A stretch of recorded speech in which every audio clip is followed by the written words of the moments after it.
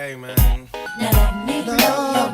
Hi everyone, so the purpose of today's little mini video is to teach students about how to find papers, especially peer-reviewed articles, and how to cite them in your reference list and in text. But mostly we'll talk about how to build your reference list. So today we'll talk a little bit about researching your topic. I'm going to talk to you about how to use Google Scholar to find all of the papers that you'll ever need. It's so much more useful than any other search function out there, in my opinion. Show you how to find studies that have cited your source, so studies that you can use to basically build off of the information that you've already found or things that might be similar to what you're interested in.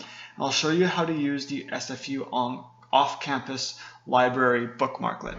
And what this allows you to do is use the library server from wherever you are, whether you're at home, at Starbucks. It'll allow you to basically access the library site so that you don't have to enter your usernames or pay for articles or anything like that. So I'll show you how to do this, and then I'll show you how to cite your sources, especially focusing on creating reference lists.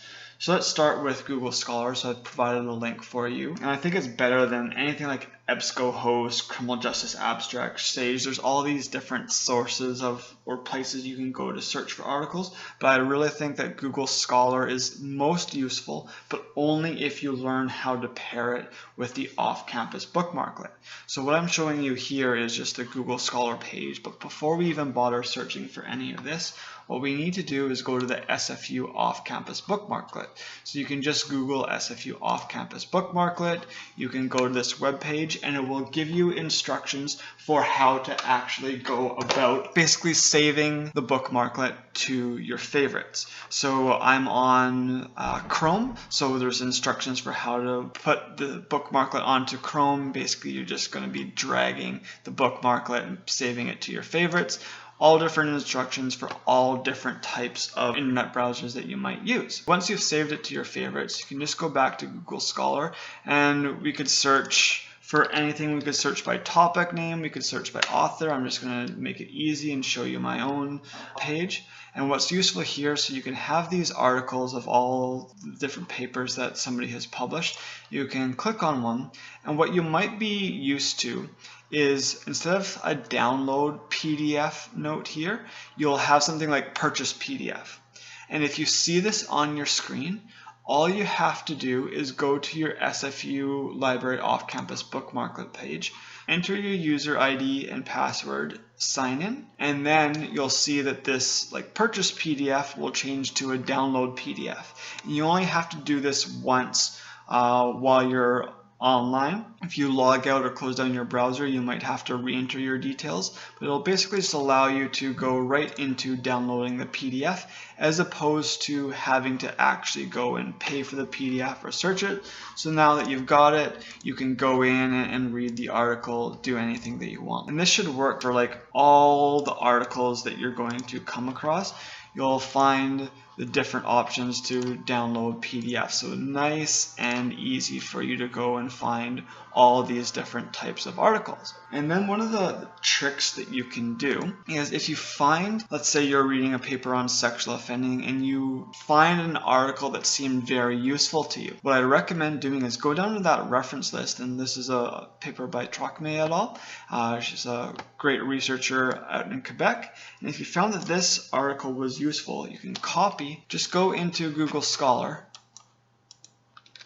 paste the title of the article, and there you go. You've got it, you can click on it.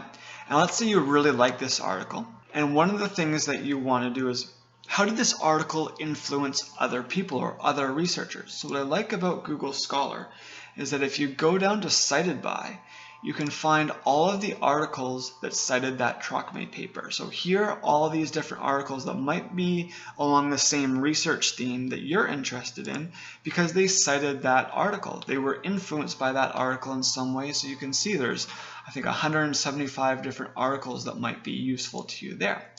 But now here's my favorite thing about Google Scholar. This little button here is the Cite button. And if you click it, you go to APA, and right there you have the APA citation. So all you have to do is go Control Copy, And then if you've got a Word document open, you can paste it in there like that. The thing about Google Scholar is sometimes it gets the citations slightly wrong, but it's usually in the same way. So as long as you know the correct APA format, you'll be able to address these minor issues. Let's see up here, we've got the Edens and colleagues article. APA format means you put the last name first, comma, initial, period. If they have a middle initial, do the same thing and do that for each author.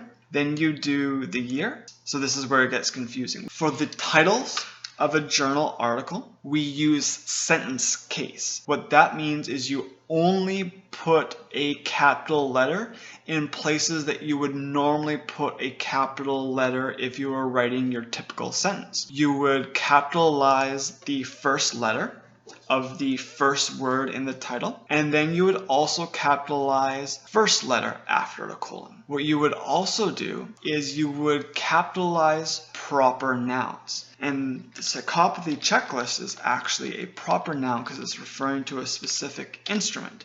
So you would change that like that. And now we're good to go, at least for the title. Now we have the title of the journal, and the title of the journal needs to be in title case. So with the exception of and, all of these first letters would be capitalized. Then we also have the volume and the issue of the journal. Now APA now allows us to actually only put the volume number. So the number in brackets, the issue number, we can delete. So the volume number usually refers to like that annual edition of the journal. So it's the 31st year of Law and Human Behavior. And then that issue number indicates that it's the first issue. So maybe it came out in January, February of 2007. Usually journals will have between like 4 and 8 issues a year. Some can have, as you can see, Child Abuse and Neglect actually had 12 issues in a single year. And then after the volume number, we would have the page numbers. There we go. The citation is correct, but we're still missing one important thing, but it's easier to do at the very end. So let's just fix up all of these. Here we've got perfect.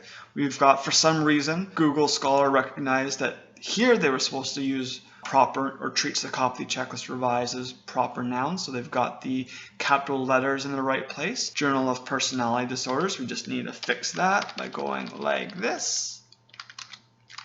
And then we can, like, you don't have to, you won't lose marks for keeping the issue number in there, but I just like to delete it because I don't want wasted space. Down here, fix up psychological assessment, and here's another problem. Sometimes the page number will get cut off. So for Cook and Miki, you can see that it was page number was 3, but we don't know what the end page is. So we could just go back here, Control Copy, enter that in there, and then we could click on this and we can see, okay, so page 3 and it ends at page 14. Flip back in here, voila. The Truckmate paper, everything is perfect. We could delete the issue number here. Now, there are a couple of problems remaining. We have to first use the right type of hanging indent. So I'm going to show you how to do this. And it's a lot, you don't have to do it for each individual one. This is why I've saved it for the end. If you're using a PC, press Control A. Now you've highlighted everything. You go up to paragraph, and then you can see here we have under special for the indentation. We're going to change that to hanging. For the spacing, we'll do 0, 0 and double space. Perfect. Now we want to be most accurate, so we're going to do Times New Roman and flip that to 12. It's looking good, but not perfect. The last thing that we need to do is put things into alphabetical order. So it wouldn't be too hard. I could just go Cook, goes before E, paste it in like that. But let's, like, what if you've got a list of like 20 papers, and it would be hard to have to do that for every single one. So if we've got like a really disorganized list, it's actually very simple. We're just going to go Control A again, or you can just take your cursor and highlight everything. And if you go up here, you can see this little AZ that will allow you to sort alphabetically. So if you click that, it defaults to ascending, hit OK, and voila, now you've got all of your papers in alphabetical order. That's how we'll go about the citing of journal articles.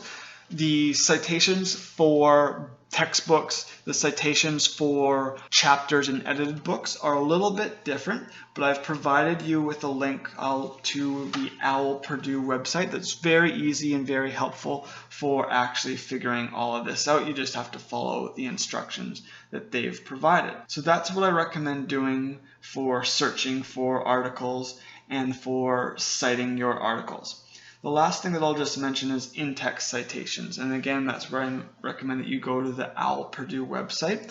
I've also talked about this a little bit in the week 7 lecture on how to write your paper. Basically, what you want to do is place an in-text citation after each unique point that you're raising, or each point that is not your own. You will not lose marks for putting in too many in-text citations. If you are, let's say you are writing 2 sentences that are along the same idea from the same author, you don't have to put a citation after each of those 2 sentences. You can just put a citation after the second sentence. But if you're presenting 2 sentences with 2 unique ideas, then you would want to put that same citation at the end of each sentence. If you are dealing with a paper, like let's see the Trocme et al. Paper, because this paper has 4 authors, in your first citation, or whenever you're citing it in text, you can just write Trocme et al. And then the date, found that, and then you can write whatever it is you're wanting to write, or you could write something like a Canadian study identified, identified that child abuse and neglect were more prevalent among girls compared to boys, and then Trocme et al. 2003. So there are different ways that you can use the in-text citation. You can write Trocme et al. 2003 found that, and then you can write child abuse and neglect were more prevalent amongst girls compared to boys. Or what I kind of like to do, because it doesn't really interrupt the flow as much, is just write what was found and then put the citation at the end. So you don't have to write something like Trocme and colleagues found in a Canadian study that child abuse and neglect were more prevalent among girls compared to boys, and then provide that in-text citation again. You can just go like that. Keep it nice and simple, nice and straightforward. So I think that's everything that I want to talk to you about for now. Again, reach out to myself, or especially your TAs. Use the Canvas discussion board post to get in contact with us if you have any questions about how you are citing your own sources. Good luck, everybody.